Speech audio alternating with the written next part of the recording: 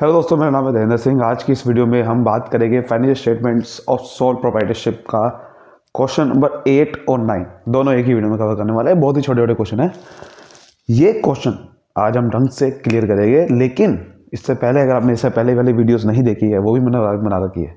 वो वीडियोस आप जाके जरूर देखिए, लिंक आपको डिस्क्रिप्शन में मिलेगा। तो क्वेश्चन नंबर 8 करने वाले हैं।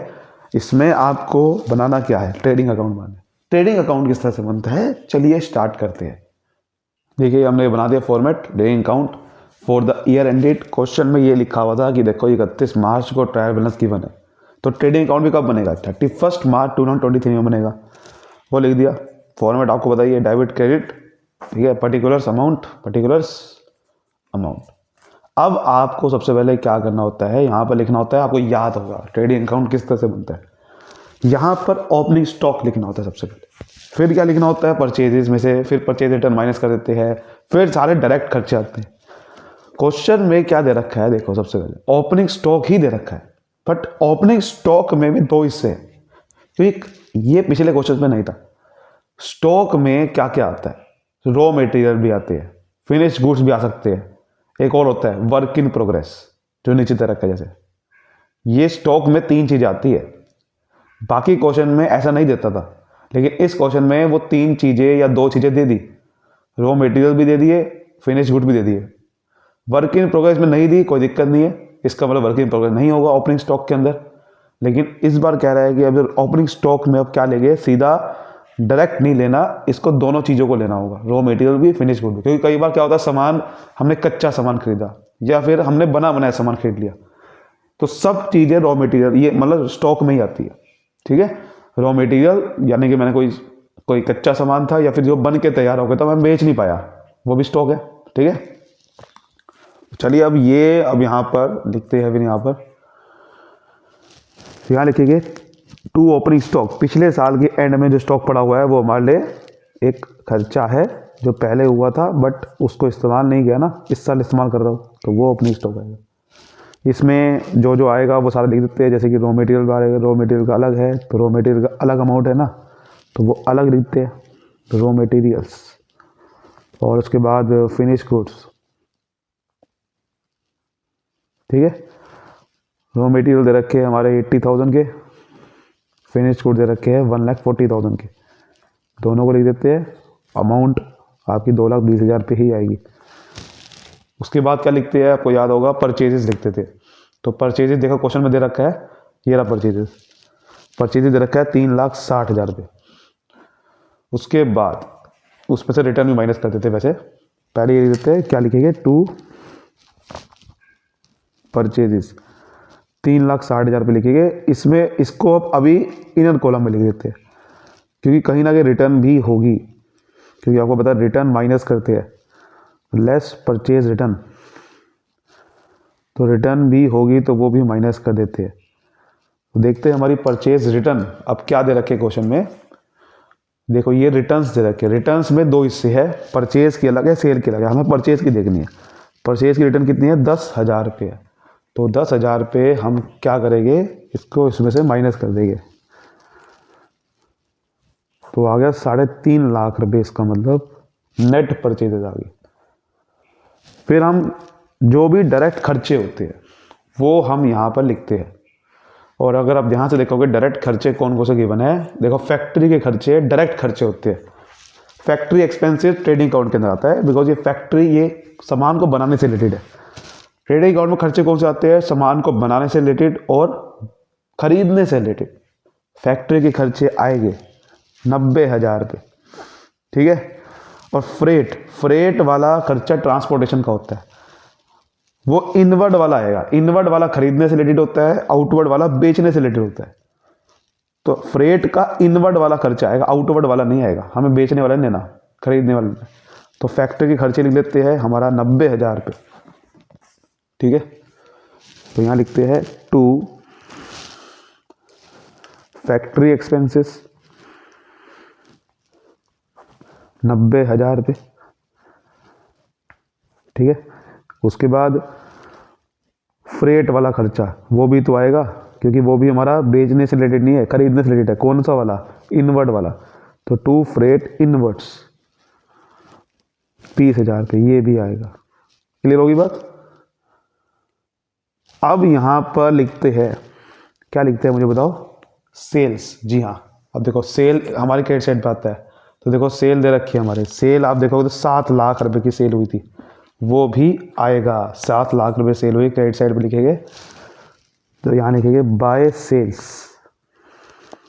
7 लाख रुपीज़ की सेल हुई है। लेकिन एक गड़बड़ हो गई है, ऊपर बाहर नहीं लिखना था, ये कई बार हम करते, कहाँ लिखना था पहले अंदर, क्योंकि सेल में से सेल रिटर्न भी तो माइनस करेंगे। तो सेल रिटर्न, सेल्स रिटर्न देख लेते हैं कहाँ है पहले, तो उसी में दे रखा था, देखो ध्यान से, ये रिटर्न्स है। रिटर्न्स में सेल वाली जो रिटर्न आप देखोगे तो सामने 6,000 रुपये अमाउंट है, तो ये 6,000 रुपये अमाउंट जो है इसमें से माइनस करेंगे, बिकॉज सेल रिटर्न है ये। तो सेल हम लेते हैं नेट सेल वाली, तो 6,000 रुपये माइनस करेंगे तो हमारी कितना आ गई, 6,94,000। ठीक है। अब यहाँ पर लास्ट में क्या लिखते थे आपको याद होगा, क्लोजिंग स्टॉक लिखते हैं। वो कहाँ दे रखा है क्वेश्चन, वो देखो लास्ट में दे रखा है, at the end of accounting period stock was, यानी कि साल के एंड में स्टॉक हमारे पे पड़ा हुआ है, तो यही तो साल के एंड में स्टॉक बोलते हैं, क्लोजिंग स्टॉक को। और ये स्टॉक भी इसके अंदर इन्होंने सीधा डायरेक्ट अमाउंट नहीं बताया कितना पड़ा हुआ है, इन्होंने कहा देखो स्टॉक में पड़ा हुआ है, रॉ मटेरियल इतने पड़े हुए हैं, वर्क इन प्रोग्रेस इतना पड़ा, फिनिश गुड इतना पड़ा हुआ है। यानी कि हमें तीनों चीज़ें लेनी है ना, क्योंकि स्टॉक में कुछ भी हो सकता है, रॉ मटेरियल का स्टॉक भी हो सकता है, वर्क इन प्रोग्रेस का भी हो सकता है, फिनिश गुड्स का भी हो सकता है। सामान जो कच्चा है, सामान अभी बन के पूरी तरह तैयार नहीं हुआ, उसे बोलते हैं वर्क इन प्रोग्रेस, और फिनिश गुड मतलब तैयार हो चुका है, बिक नहीं पाया। तो तीनों ही अमाउंट लिखेंगे, तीनों ही अमाउंट लिखना पड़ेगा। तो यहाँ लिखेंगे by closing stock,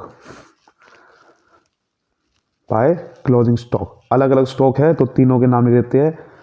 raw material का हमारे सामने अलग है स्टॉक, वर्क इन प्रोग्रेस का अलग है स्टॉक, ठीक है, और हम फिनिश गुड्स,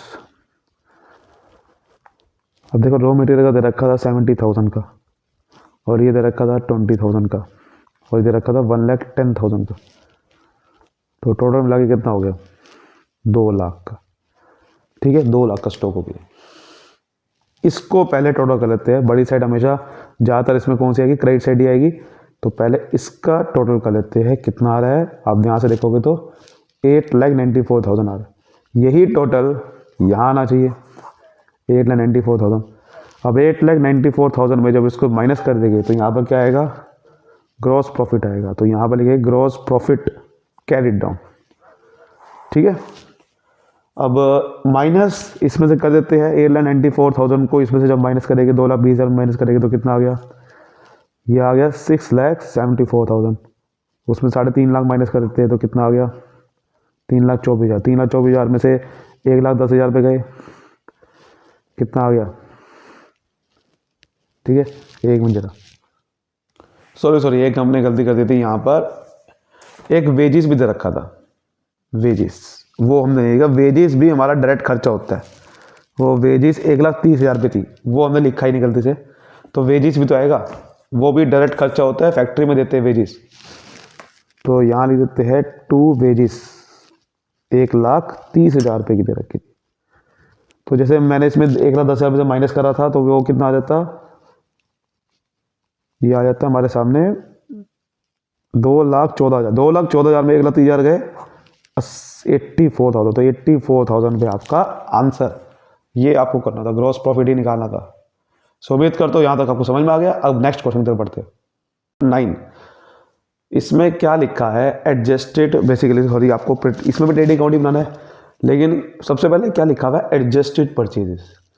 आपको ना ओपनिंग स्टॉक है, ना परचेज है, ना क्लोजिंग स्टॉक दे रखा हुआ, एडजस्टेड परचेज दे रखा है। फिर सेल है, फ्रेट, कैरेज इनवर्ड है, वेजिस है, आउटवर्ड वाला जैसे मेरे को बताया था मैंने आता ही नहीं है, क्लोजिंग स्टॉक दे रखा है। आसान क्वेश्चन है ये, लेकिन ये एडजस्टेड परचेज मैं पहले ही बता चुका हूँ, पिछले एक क्वेश्चन हमने ऐसे ही करा था, फिर भी दोबारा समझ लेते हैं। देखिए होता क्या है, एडजस्टेड परचेज में क्या क्या आता है। देखो अगर हम बात करें एडजस्टेड परचेजेस की, तो सबसे पहले तो इसके अंदर एडजस्टेड नाम ही क्या है कि परचेज में हमने एडजस्ट कर दिया। क्या एडजस्ट कर दिया, ओपनिंग और क्लोजिंग स्टॉक। क्या आपको पता है ओपनिंग स्टॉक आप अलग से लिखते थे, हमने परचेज के अंदर ही जोड़ दिया उसे, क्योंकि वो स्टॉक कहाँ से निकला है, परचेज में से निकला है। जो सामान खरीदा है वो जो बच गया वो ओपनिंग स्टॉक है। पिछले साल जो बच गया था उसे ओपनिंग स्टॉक बोलते हैं, इस साल जो बच गया था वो क्लोजिंग स्टॉक होता है। तो पिछले साल वाला तो हमारा हम एक्सपेंस मानते हैं उसे, क्योंकि पिछले साल का जो स्टॉक बच गया उसको मैं इस साल इस्तेमाल कर रहा हूँ, तो वो एक्सपेंस है। लेकिन जो इस साल स्टॉक बचा है वो हमारा खर्चा नहीं है, वो अगले साल के लिए, तो इसलिए वो हम परचेज में से माइनस कर देते हैं। तो ये एडजस्टिव परचेज होता है कि opening stock plus purchases minus closing stock, कि आपने पिछले साल का स्टॉक इसमें एडजस्ट कर दिया, इस साल का माइनस कर दिया, ये एडजस्टिव परचेज होता है। और आपको इसका मतलब आपको कुछ भी करने की जरूरत नहीं है। क्वेश्चन में अगर आपको एडजस्टिव परचेज दे रखा है तो आपको सीधा क्या लिखना है, सीधा एडजस्टिव परचेज लिखना है और कुछ भी नहीं करना। तो ये बना दिया हमने फॉर्मेट ट्रेडिंग अकाउंट का। आपको फॉर्मेट तो पता ही है, particular amount, particular trading, debit credit आ गया।